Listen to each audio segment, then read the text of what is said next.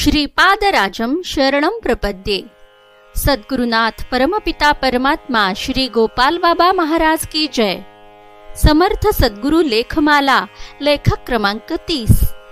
गुरु आणि शिष्यामधील नातं सुखानं जगण्यासाठी एकमेव स्रोत। साईबाबा म्हणाले, माझी पद्धती आगळी वेगळी आहे। आत्मज्ञान मिळवण्यासाठी ध्यान आवश्यक आहे आणि त्याचा जर तुम्ही नेहमी सराव ठेवला तर तुमची वृत्ती शांत होईल। जेव्हा मनात काहीही इच्छा उरली नाही अशी स्थिती येईल तेव्हा तुम्ही ईश्वराचं ध्यान करा। ईश्वर सर्व प्राणी मात्रांच्या ठायी आहे। जेव्हा मनाची एकाग्रता होईल तेव्हा ध्येय सिद्धी होईल। नेहमी माझ्या निराकार स्वरूपाचं ध्यान करा। तेच मूर्तिमंत ज्ञान आहे, जाणीव आहे आणि उच्च कोटीचा आनंद आहे।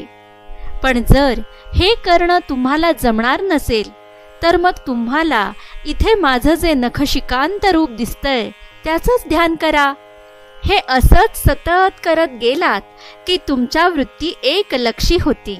साधक, ध्यान आणि ध्यानाचे लक्ष्य या सर्वांमधील अंतराय नष्ट होईल आणि हे सर्व ब्रह्माशी एकरूप होतील।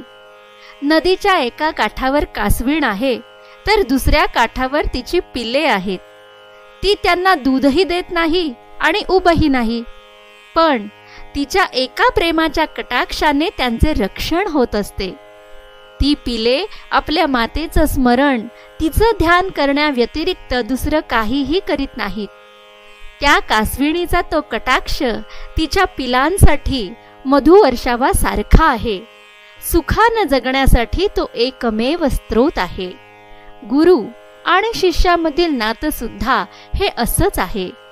देव जो भूवरी चालिल्या पुस्तकातून हिराचंद गोपालचंद कोठारे।